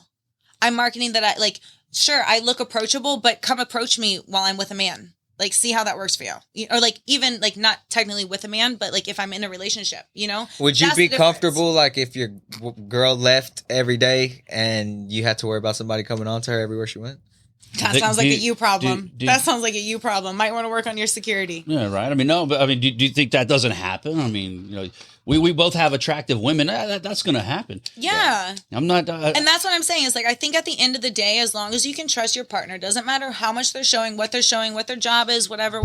Like you said earlier, if somebody's going to cheat, they're going to do it. They're going to, exactly. And as long as I'm not being provocative with my words, with my actions, with whatever else, it should be respected. I'm not even saying like cheating is like on the table. That's not what I'm alleging. I'm just kind of saying like what's for him is for him, and you know what's for everybody else is for everybody else. Yeah, everybody else gets to see a little cleavage and maybe some ass hanging out, but at the end of the day, like he's the one that gets to write it. There you go, Wade. Hey, I was gonna lay out. You like poke the bears. I feel like these are questions that need to be asked on behalf of men everywhere. With, there's a fine line. You know, there's a fine line. Okay, I mean, yeah. Okay, I'm not saying you. Whenever I say your woman, let's say, is beautiful. Your woman is sexy or whatever. How much it is like acceptable to show? Like, where's the line? Like, if they make little nipple bikinis, are we going there? I mean, like, how little clothing has to be worn for a woman to feel like, oh yeah, I'm sexy. Well, you busted out the shaft question. I know. That's what I'm saying. You know, is it like tit for tat? Is it like one for the other? I think too. So I agree. And there's a certain level of awareness. But not for a woman, it's not. No. You say it's different for men, but not for a woman, it's not. No, but it is too, because... Hey, if you walked out with your shaft showing, man, hey, you might get some attention. Hey, you might get some attention. With his dad bod. Maybe somebody comes on to you that, oh, wow, you like the shaft? Oh, hey, I had no idea. So those thoughts. I don't know. Yeah, I don't know. I'm just saying. To each their own. Yeah. But for real, though, with that, though, you're right, because there is a certain level of self-awareness that has to be acknowledged. I'm not saying that a woman has to wear like a burqa, like you should be covered from head to toe with only your eyes. I'm not saying that at all. Yeah. But I mean, there is something to be said for, saving something for your man. Yeah. And I'm not like saying, oh, you show too much. That's not what I'm saying at all. We're just having a conversation. No, of course. I mean, it's not going to change how I dress in the slightest, but I understand that there is a confliction between like societal norms and the conversation that we're having, I do think that a certain level of self-awareness needs to be addressed as far as the motivation behind why you're doing the things that you're doing, because for sure at some point I was revealing myself more specifically for the attention of men, because it brought me self-worth. Like, that is so far off the table at this point, though. But I think people assume that's why she's doing it, and I don't care. Like, yeah, who cares? Look at my Kristin Kotinek Instagram. Like, I put shit out there for people to make assumptions. I live off of that. I would love for you to like look at me and misjudge me or put me in a box, because I love surprising people. Like, that gets me. But a lot of it is for your business too. No, I have a whole separate Instagram that's actually for my business. Well, I'm sure that most of the people that follow your business have moved over to follow your personal page. Sort of. So. You have a business page? What? See, there you go. Exactly. I'm kidding. I'm playing devil's advocate for those guys out there. No, my Kristin Fit HTX, like if you go to that, you see a whole different Kristin. But that's the meal prep training. That's training primarily. Okay. Yeah, I actually have a meal prep page also. That one doesn't show up in my feed as much as Go figure. The other one. I know, right? Go figure. Yeah, I algorithms. I did do that intentionally. So I am very methodical with what I do, and I put a lot of thought behind how I wanted to present myself in the avatar or the character of the at Kristin Kotinek versus at Kristin Fit. Kristin Fit, if you go, I'm all about my girls, which is true. Like none of this is false. They're just separated as far as like how I want to project and have people perceive me, and how much you're able to like access me to a certain degree, right? And so it's like Kristin Fit HTX is, I mean. So you don't have an OnlyFans then? I'm so glad we brought this up. Good. Proud sponsor of Fury FC. Good. Proud sponsor of Fury FC. We love OnlyFans. So for Fury FC, we love OnlyFans for Fury FC. Yes, for exclusive Fury FC content. OnlyFans.com/Fury Fighting. Eric Garcia is coming pretty soon. No, I'm not. So Eric Garcia and his shaft draws. Oh, that's man. Hashtag shaft draws. That's a great what underwear is that? name. That's a new thing I just made up. Sheath underwear. So no OnlyFans. Yeah. So, actually, I just created an OnlyFans. Okay. There's no content on it yet. There's absolutely going to. And she's charging $9.99 a month for that, for no content. Shit. Eric's not selling that at all.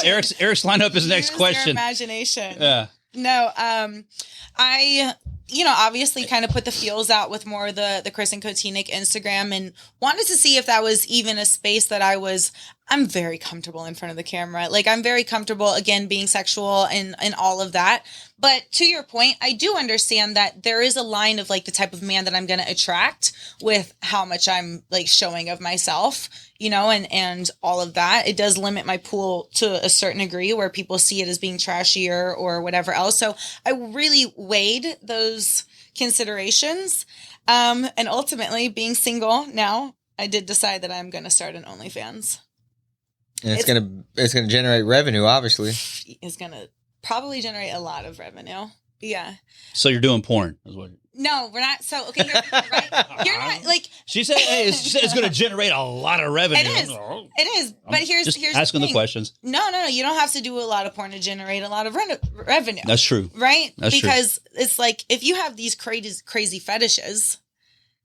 It only gets crazier from there, right? So I'm not going to fucking come out the gates like here. Hellcat feet. There, we'll start with that. You just, speaking of burkas, yeah, you get like each month we'll bring it go up a little bit. And shorter. Start at the one. Hey guys, one toe. Ankle month on Hellcat's. Start at one toe. Fans. You start with one toe and work your way up. Okay, so your OnlyFans is coming soon. Yeah. And I think it's going to be pretty tasteful. It's going to be like the boudoir shoots and, me jumping rope in a thong bikini or watch me get dressed in the morning or stuff like that, just little teasers, but we'll see. So prior to OnlyFans, what is the most unique or outrageous DM you got from like Instagram or? All right. Hey, I think we could probably, I that's see. A good question. That's a great question. She's warming up. Yeah, that's a great question. I can go right into it. Hey, she could probably build like a whole half-hour segment just on DM slides. Man, yeah, absolutely. Like the amount of like conversations people are having with themselves in my DMs. Well, I saw one thing that you posted. You're like, stop fucking asking me when I'm going to fight again. Yeah. Is that how guys get in your DMs and start asking? I guess so. Yeah, but it's not even that. I mean... So when are you going to fight again? Now it makes a little more sense because I've actually posted like fight videos. But right. at the time it was like, clearly I'm just doing bodybuilding shit and I've like made it known I'm not. But as far as one of the crazier messages that I've gotten that I'm actually going to act on. So one of my girlfriends, Chelsea Haley, you've seen her on my page a lot more lately. We don't know her. Look her up. You'll be happy. She competes bodybuilding. So she does bodybuilding. Do you compete? I'm going to. Okay. Yeah. So I'm going to do that in May. and then go back to fighting. Okay. Kristin Kotinek's our She's guest coming today. back to fight. Not Chelsea. You heard What's that? her name? This is our guest. First at Fury Unleashed podcast. She's come back to fight. Hey, see, Exclusive. a while back. I mean, she's kind of conceded she's not fighting anytime soon. The Howler got her back into fighting. Let's go. The welcome, magic Dana. happen. Exclusive. But no, I asked her a little while back about, possibly, okay, hey, maybe you don't want to fight. What about maybe being a ring girl, still being affiliated with Fury, being a ring girl for us? Yeah, no, I was down for that, but I did the math. The math wasn't. And then if you sign up to fight down the road, boom, then you're like. What about post-fight interview? She did the math. No, that means Eric Garcia didn't offer her enough to be a ring girl. I did the math, and that was 1,000% it. She didn't have to bust out the calculator for that one. I don't remember making an offer. I mean, neither. Me neither. Yeah. Kind of cool. So, anyways, let's go back to your original question, and then there's so much that I can kind of fall back on with that little bit that just happened. So, this guy offered Chelsea and I. He offered me originally, and then I brought her in on the deal. He's going to pay us $1,000 each to fight a grown person, man. He wants us to film it for an hour, like completely non-sexual, just, sports bra and short, sexual for him, not for us. But as far as like how much we're revealing, $1,000 for the video each. And that's the more recent one that I've gotten that was like off the wall. And you didn't even know. So, hey, so did you accept? Did you sign or no? Okay, yeah. So I'm accepting, which means we also have 3 positions available where we're looking for a man willing to pay to be that person. Diego, sit down. Diego, no, they're going to beat you up. Y'all are paying him, or he has to pay? Oh no! He has to pay to get beat up. Oh shit! I'm a businesswoman. There are weird motherfuckers out there. Yes. Look, man! So, like full transparency, I'm a businesswoman. This guy's willing to pay $1,000 for a video that he gets personally. I'm now looking for somebody willing to be that person that's going to pay us, and we're going to live stream it. And there's people that have that same fetish where they're going to pay to get in on that live stream. I could be a producer if you're just saying. Beatmymeat.com. I'll pay $1,000. I'll pay $1,000 to kick my ass. Are y'all gonna do it on OnlyFans? Yeah. Okay. So she already has a little bit of a following. I'm just gonna have her like promote it and market it, and we'll do it on that. If you need a technical advisor, I can. Diego, he's not wrong. I have jokes. I have follow up for that, but he is very good at what he does. He'd be a great partner for that. Oh my goodness! But to segue off of the OnlyFans, because that'll be residual income. Like I'm not gonna be fully basic. You're not gonna be a career fighter. A career fetish fighter? No. Okay. But that was interesting though. That is weird. Yeah, it was there. It was very interesting getting that he didn't. Eric's Will's attorney like, they'll pay me to get beat up? Shit. Yeah. Hey, maybe we create a division for that. No, we're not paying him. No, he's got to pay us. They got to pay us. If you want to get beat up by 2 hot so girls, she has a guy that's paying her to beat someone else up, but the guy who's getting beat up has to pay to get beat up. That's what I'm saying. Yeah. So that's the conversation I'm having. We could have like a whole division for that, Eric. The Fury fetish division. How do I make money off of that? The guys pay you to get beat up. Yeah, there we go. God damn, there pal. You go. And then I got to pay the girls? No, absolutely you do. What the fuck? What? No. What? Yes, you do. I mean, percentage, yeah. We have to negotiate. I got you, ladies. We're not doing shit for Where's free Rich around Burmaster when I need him? He would see the vision. He'd be like, oh, yeah, we could totally make this happen. No, actually, Rich would pull the plug on the wall right now out of this whole podcast. Actually, so like, since we're on the topic as far as like making the vision happen, I'm a personal trainer. I've been a trainer for a while. And now my market is women because I've intentionally that's Diego's market too, and had my marketing be towards them. But Asian women. I had that's your thing. Asian women. Good to know. That's his thing. So I for the longest time had like a lot of men though, a lot of CEOs, executive type, right? And what I realized is, sort of to the dom fetish is like they liked having an attractive female telling them what to do in the fitness world. So my original idea. Listen, man, I want to get in shape. I don't give a fuck how she looks. It might be more believable if she's in great shape. Okay, she knows what she's talking about. But Eric Garcia don't need a bitch telling him shit. But people like that. So you know what Findom is? No. You don't know what Findom is? No, but I can't wait to find out. Findom. Okay. Finance, like dominatrix, right? Okay. It's like literally handing your bank account over or your portfolio. Never. That No. sounds like marriage. I did hear that. That sounds like a marriage. That's like a right. That's the way that So works. you're very familiar with what it is. In other words, no. So there's FinDom, but I thought about starting FitDom. Which is having a fitness instructor that's like a dominatrix, basically. There's a fucking market for it. There yeah. is. Yeah, I can see that. That's a great idea. Listen to this guy. Diego would be your first client. Valid.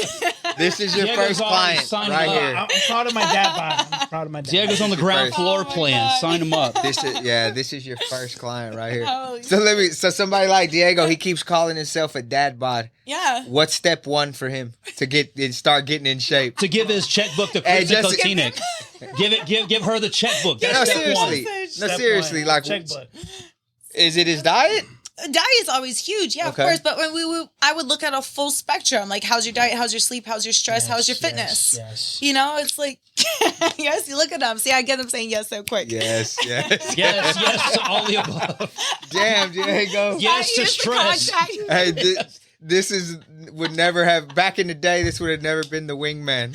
No, Yes, man. yes. Diego's the wingman that you want to leave at home. Diego, not the tonight. I'll But tell you how it went Diego. tomorrow, D. Sign your life away, buddy. Hey, you better be the first to show up on my OnlyFans. You show up to the bar with Diego. He's like first in line. Oh my God, you're so beautiful. Diego, calm down. God. Shut up. so you're training every day, Yeah, like personally, like for my like own you fitness? for yourself. No, I'm training 5 times a week, really. Man, when I was fighting, I was like all Every in 7 days a week, which is terrible. I was fucking injured. My joints hurt. I didn't realize how important recovery was until I actually started prioritizing recovery. And I think that goes for a lot of things in life, right? It's like if you don't know any better, you don't do better. But when you have the standard set as far as, oh shit, this is what optimal feels like, now it's like, oh, okay, I feel great. And so, yeah, I'm training less now than I ever did. I feel stronger than I ever did. I feel more explosive, like all the things. So outside of training, like how do you handle life as a mom? You're a single mom. Yeah. You have a 12-year-old. You go out on the weekends. What do you do on the weekends? Party? Single Kristin and boot up Kristin are a little different. When I was with Gabe liked to go out and drink a lot. And I'm not really into drinking, especially now that I am doing the bodybuilding thing and my focus is there. Like I have to be a lot more strict. But being single, I am trying to cultivate those friendships that I already have and deepen those a little bit more. So I'm saying yes to a lot more social engagements. And that's like me going out and drinking, you know? I love to dance. That's my thing. I really love to dance. What kind of dancing? All kinds of dancing. I like salsa, bachata, merengue. I like line dancing, but I also like throw it back. You know, a little pop that. Country? Fuck no. Okay, I guess So I not can't all say dancing. All kinds. You're right. Not all I guess I can't say dancing. kinds. So you don't listen You to know, country music? Yes, I just No. haven't found that's my partner. actual dancing. Just so you know, I was gonna say, you know what? I'm not very good at it. For the So record. we got to touch on tomball a little bit at some point. I was gonna come but back to that. my best friend is That's Jimmy where we Butler's live. cousin. And he is huge into country dancing. And I've seen some of his videos where, I mean, it's like the twirls and the flips and the spins. And if I had a partner like that, hell yeah, I'm into it. But I've never had one like that. And it's like, again, me being an alpha female, if you don't know how to lead, I'm going to try to lead. And I don't know what the fuck I'm doing. So don't let me lead. Yeah, if you're gonna 2-step with Hellcat, she's gonna lead. So you go dancing on the weekend? I do. I love dancing. Me and Chelsea's my going out girl. And it sucks because like, you can't go to the bars and dance. Obviously, it's a bar. So you have to go to the club. So I look like such a club girl on Instagram, but it's like I'm probably not drinking or dabbling in other extracurriculars if I am.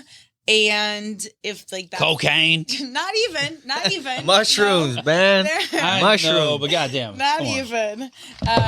But I love to dance on the weekends. Otherwise, I'm super Whenever you chill. talk about extracurricular at a club, that's the first thing everybody's gonna think. And if I didn't say it, they're gonna be like, "What the fuck, Wayne?" Yeah, not cocaine. Crack. Just crack. Just a little club? bit. Just a little. Man, you need like a whole setup for that. That's, Just a little bit of PCP.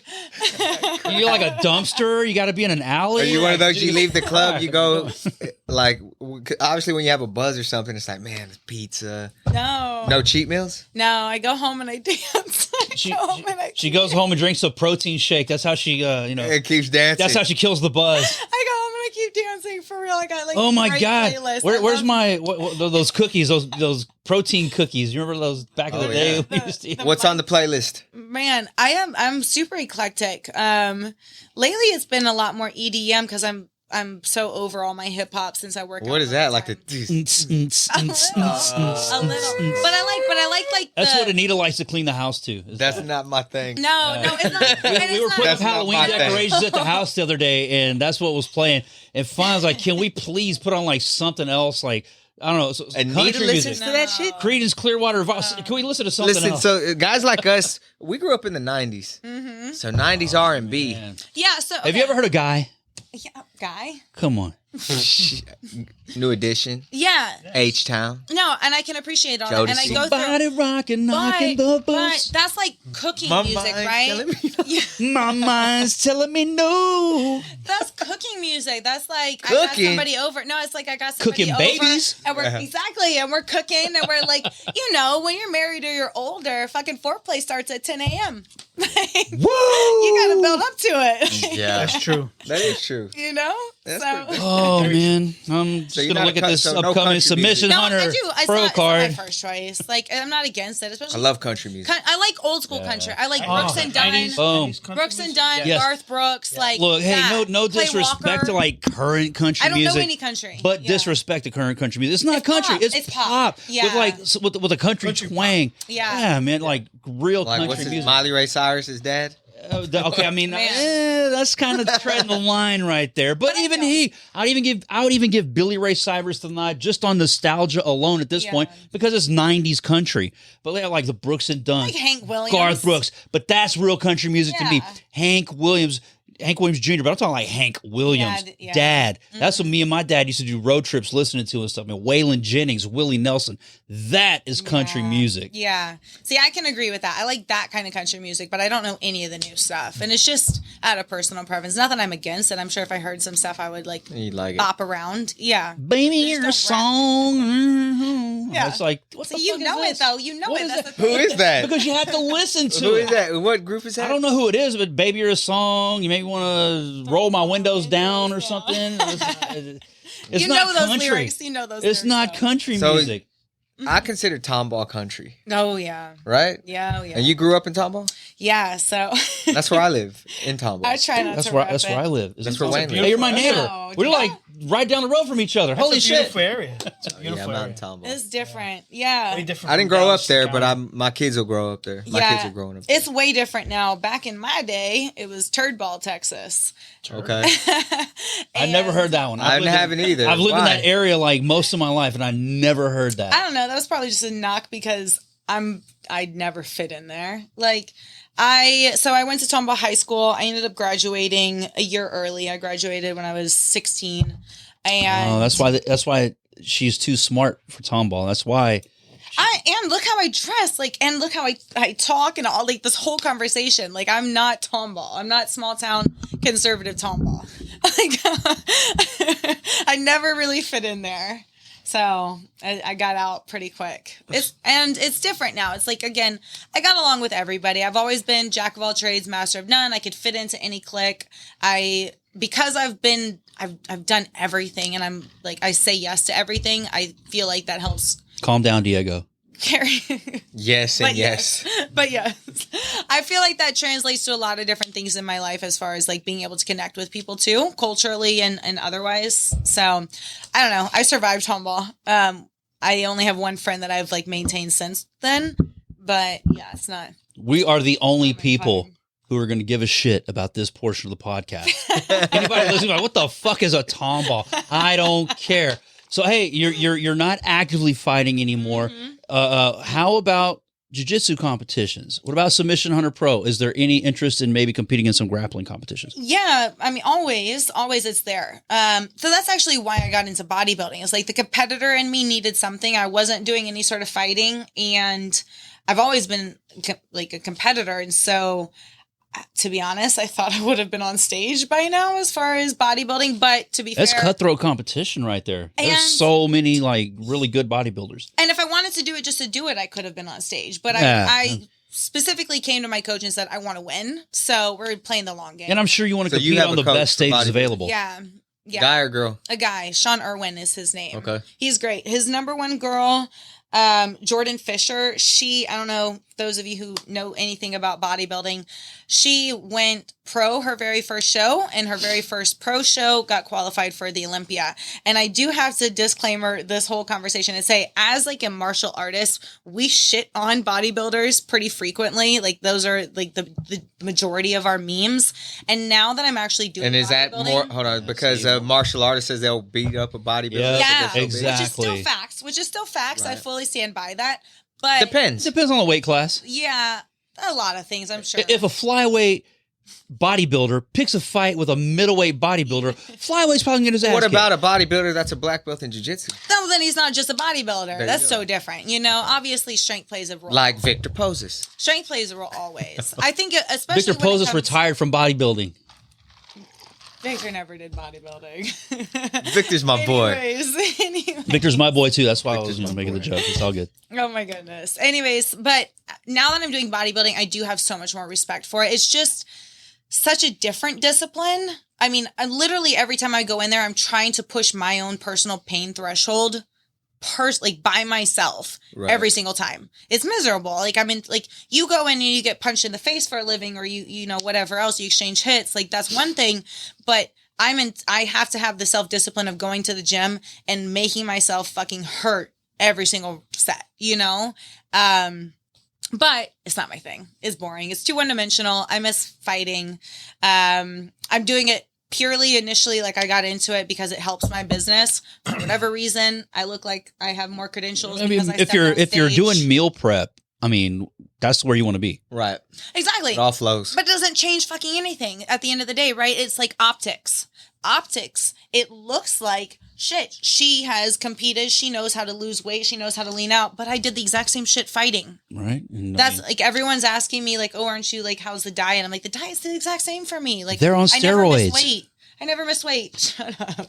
So going back to fighting, what kind of advice would you give to a female that wants to come into the combative sports industry? Don't do it. No.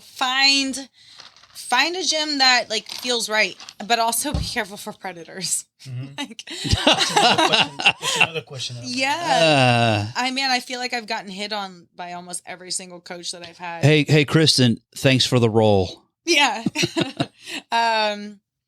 I don't know. Unfortunately, it is a So big part is of it hard to be taken serious then? As You a think? female? As a female getting oh, into yeah. a gym? Especially No. if you're attractive, I'm assuming. That's the biggest part. And I've always done well with a chip on my shoulder. Like, that's what fueled me. Like I said before, like, I can count on one hand the number of classes I missed my first year training, because I knew I was coming into it like already at a disadvantage, where people were going to look at me and be like, she's not serious. She's sleeping with the instructor.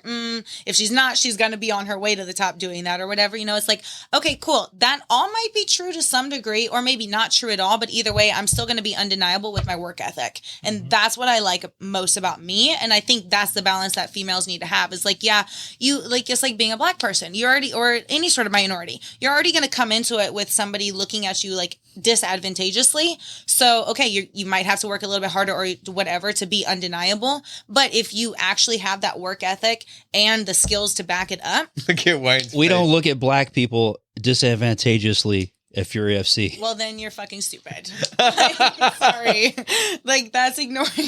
You can't say that. Like, you can't say that. But we can brush over that. We can brush over that comment for okay. Like, it's facts. So would you so obviously you would probably recommend at this point not to date inside the gym. If you're going to take training seriously, don't date somebody that you're going to meet when you start training. Man, it's hard though too, right? It's like, I mean, you can say where you work. You can say don't shit where you eat, but if that's your whole life, it's really hard not. It's hard to not shit there. It's hard. Like, who else are Sometimes you you have to shit where you eat, and there's food right there. So it's like I'm gonna shit really quick and then eat. Maybe not have it be the coach. Right. Maybe not have it be the coach. You know, because the coach is probably hitting on all the other females in the gym. But even still, be mindful. Like, be fucking smart enough to know. Okay, these are the consequences of if it doesn't work out. Because not everyone nowadays is like that cool where they can be mature, especially if you are younger. I've had relationships or I've whatever with people that I'm still friends with, you know, and it's like, it takes a special woman or a special person to be able to uphold a standard of relationship that doesn't revolve around drama. Fix your face, Wayne. Fix your face. I'm sorry. I'm laying out on some of this. All right. No, I fully believe. Yeah, don't shit where you eat. But shit happens at the same time. Like, I get it. Like, ideally, in a perfect world, yes, don't shit where you eat. Have better morals and ethics and blah blah blah blah blah. But at the same time, like, we're humans. We're gonna make mistakes. So if it does happen, okay. You gotta learn from those mistakes. Yeah, like, okay, probably not the best idea. If you can avoid it, go sleep with a guy from another gym. But like at the same time. Or a guy that doesn't train at all. Okay, have you seen the, Oh my God, are you kidding me? Why would I do that? Oh my God. No, have you seen the Show Your Roll tapes? No, on Instagram, Show Your Roll has those tapes. No, tell us about them though. Jiu-jitsu tapes. Bro, so people will chime in, they'll leave a voicemail and it's their stories or whatever, or like their advice. There was man. There was Yes. Where is it? There was one recently though that was like, it was from a female and she was like, hey, as a female now practicing jiu-jitsu, am I the only girl who feels like it's impossible to date men who don't train? And like, to a certain degree, there is a little something to it because like, you don't want to feel like you are in charge of defending yourself. Like, you always want to believe your man can defend you. Right. But if your man doesn't train, but if you're something like that. Do you believe in the Second Amendment? I mean, yes, we're in Texas after all. Yeah. But if your man doesn't train, like, there's a little bit of that too.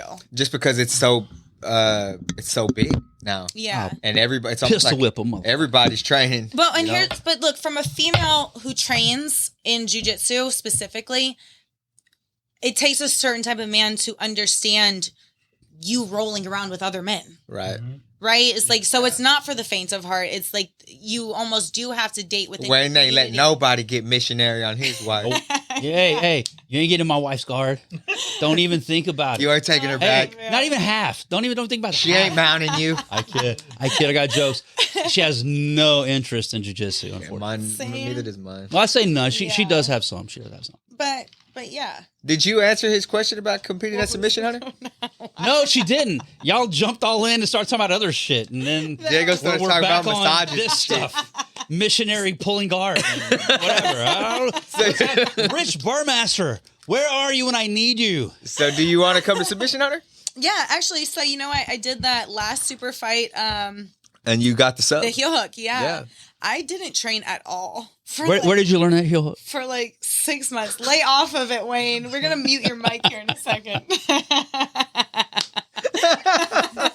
that was pretty good, man. Woo! That was pretty good. Hey, so you've been around the MMA scene for quite a while, even outside of fighting. Yeah.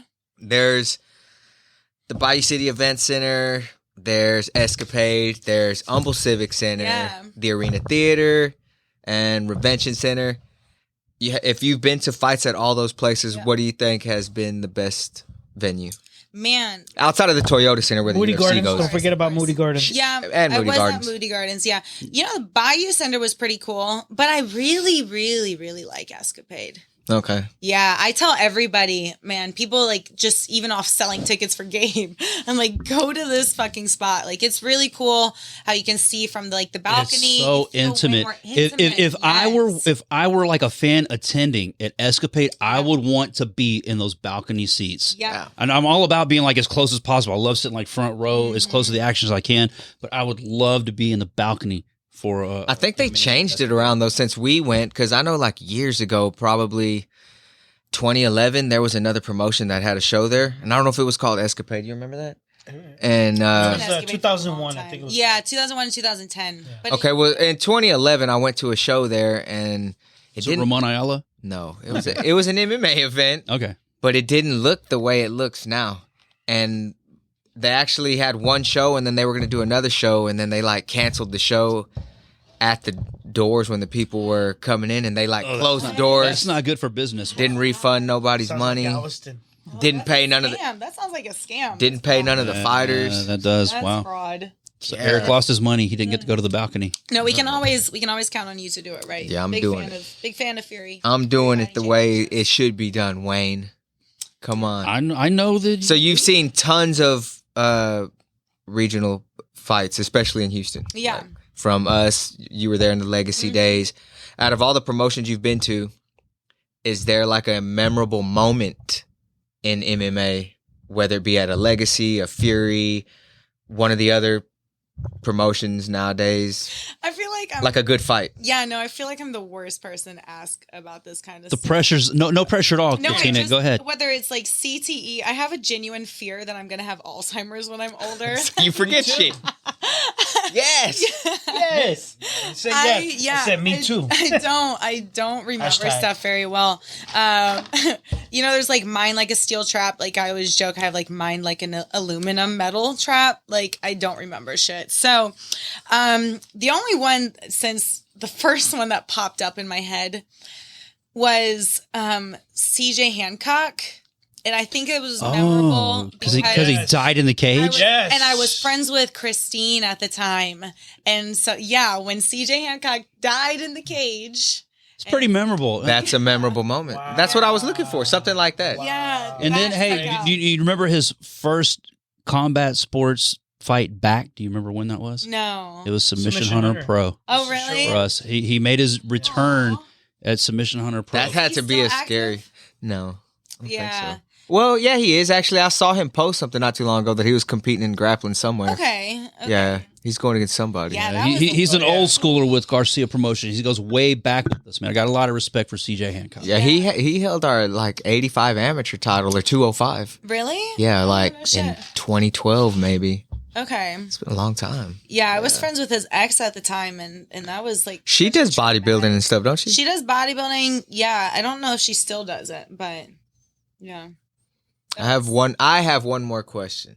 And it's, what is one of the toughest things you've accomplished in life that you or overcome in life? It could be personal, it could be whatever, your family member. Yeah. No, okay, I want to give some thought to this. It wasn't the Madison Wood fight. No, which I don't remember. CTE, thank you.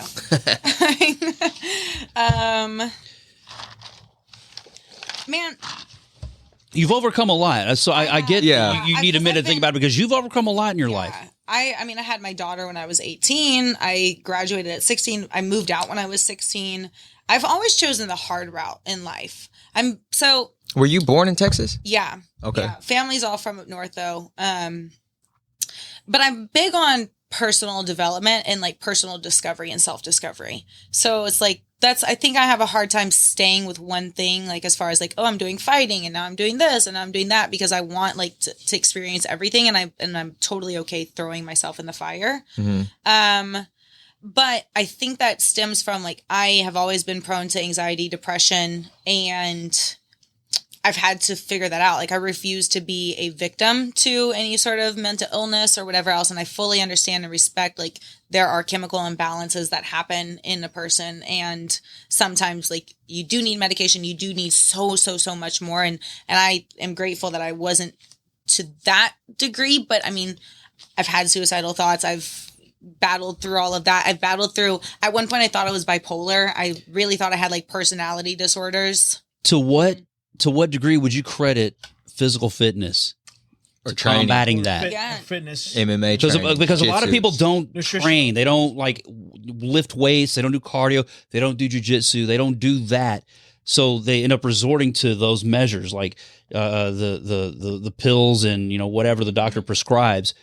To what degree would you attribute physical fitness, your physical health, to combating mental health? So much, but there's mindfulness that's involved. One, I think you do need to get out of your head and into your body.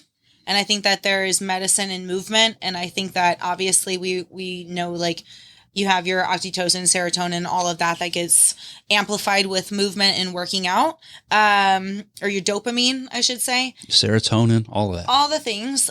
But I mean, if we're going to play devil's advocate, I know so many women that are fucking overtraining and doing way too much and causing more stress and issues on their body and making their mental health worse, actually, without knowing that how hard they're going, and not taking rest days is actually like cutting against it. So there's a fine line, right? There's a balance, and there's a scale for everything. You can do too much of the extreme, but I do think at the end of the day, if you are somebody who's inactive and you're sedentary and you're struggling with your mental health, the first step is like getting into your body and moving and doing, and whatever that looks like for you. It can be walking, it could be running, it could be going to a jiu-jitsu gym or martial arts, it could be CrossFit, it can be whatever. It could be getting on your bike. It doesn't have to be anything crazy, but yeah, I think challenging and building confidence in yourself and your abilities, is huge for mental health, right? Because I think a lot of times mental health comes from insecurity and like that negative voice overpowering like your self-worth and all of that. So if you can fight against like these beliefs of, oh, my self-worth is tied to this, my message that I've shared with a few different people is to appreciate your body not as an ornament, but as an instrument. And I think that putting yourself more as far as like beyond how you look, but how can you do that with a dad bod? Absolutely. Yes. But yeah, I think women especially have become used to like their bodies being tied to their self-worth. And that's like, okay, my body is an ornament versus like, all right, get out there and see what your body is actually capable of. Like be strong, be fast, be whatever. And yeah, have that be your defining thing. You got any questions for Kristin? No, you answered. You asked a lot. Before we leave, I always like to let the guests, if they have one question for each of us. Do you have any questions for us? Ooh. The Fury FC crew. Rich Burmaster isn't here to answer. I'll answer for Rich. But Eric is here. We got Diego, and I'll do what I can to chip in. Sure. Okay. Let me think on this one. So I'm going to do like a 2-part thing. Do you feel like you're ahead or behind in life? That's not a Fury question. That's a personal question, but yeah, but there you go. I'm a personal person. I'm not. Yeah. I think I'm right where I need to be. Man, I feel like we are so blessed. Yeah, very blessed. So far ahead, and it's by the grace of God, man. That's just my take. I'm not answering for you, but that's just my take on it. We are so far like ahead. Like there's just so much more I want to do though. But of course. That doesn't by any means. I wouldn't say we're done. We're gonna I wouldn't say I'm behind, but there's just a lot more I want to do. We're so far ahead. We're so blessed, and I want to take every advantage that we can and just expand on that. Okay, then. That's your phone, I guess. Tell your Asian lady we're later. Later, man. Later. It's not. Diego wants to know if you're going to ever expand into massages. Like, is that on the platform? Is that on the horizon? Or $300 an hour? All right. Minimum. 300, Diego. Yes. Okay. So he wants to see your credentials. What school did you go to? What massage school? Does he really though? Yeah, he knows them all. Those? He knows them all. Cares about the Look at him. He knows them all. I get the impression he doesn't care about credentials. Like, look, did you go to like Airtex massage school, or did you go to like Harvard massage college? All right, so he knows. Hold on. So my next question then is like, I feel like men really struggle with feeling the weight of the world on their shoulders and feeling like they have a lot of pressure on themselves to like do and be more and also support their families, be somewhere in life as far as like their career and how much money they make and all of that. How do you guys feel as far as like that applies to you? And do you feel like you're in a honest to good place mentally with everything that you have going on in your life? Or do you feel like you're just getting by because all you know is go? That is the longest question ever, but we've got answers. I feel good, I think, of the way mine is and the way but I have a huge support system. Mm-hmm. Like, if you have a strong woman, it helps a lot. And my wife supports everything that I do, and she always has. So sometimes mentally, I'm like, shit, man, this is a fucking overload when you're dealing with 500 fighters or whatever and sending contracts, got these cards coming up.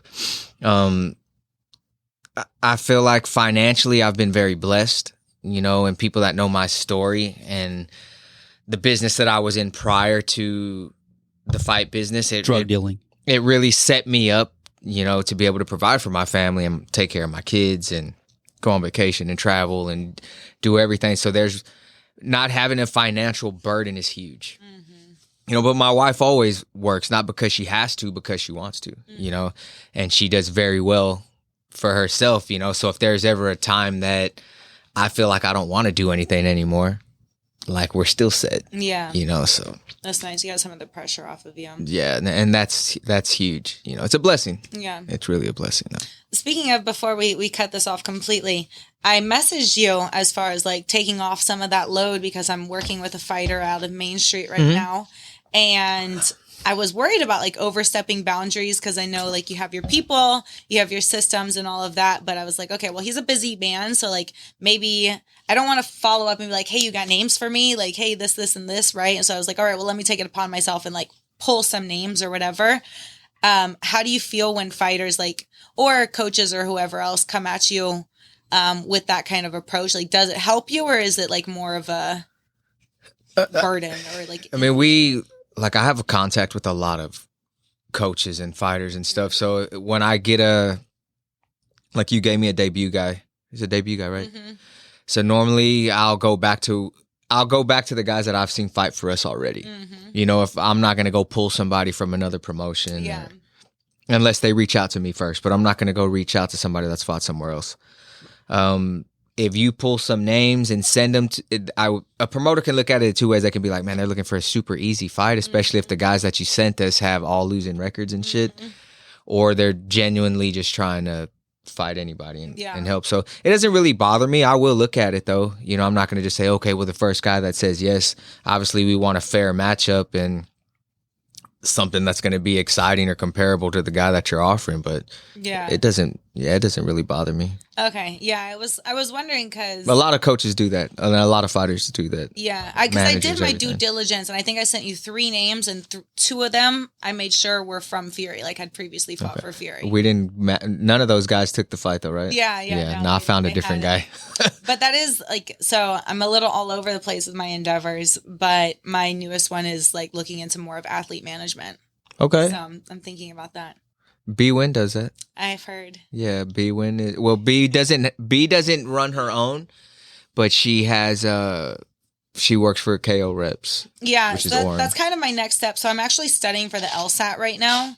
You don't need a law degree in Texas to be an athlete manager, but if I wanted to like go bigger, I'm kind of thinking like along those lines. It's very helpful. Yeah, very advantageous. You know, one of my best friends, Jason House, has a law degree and runs Iridium Sports and one of the biggest ones. And so as far as like my off-time hobbies and stuff, that's what I've been doing a little bit more of lately.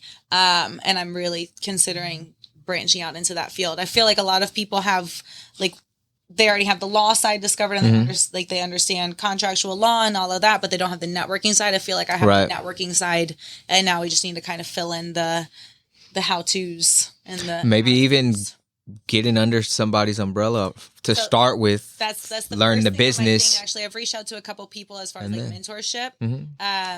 But I know Bob's really close with the first round guys. Yeah, with Lou and Malky and those. Yeah, so you might want to start there. That's where we're at. Yeah, if you can help, that'd be great. Pretty good. Well, I got the platform. You bring the fighters. I got the platform. I'll get the shit. I'll let them be seen. Woo! All right, is that it, Diego? You good? You got a question for Diego?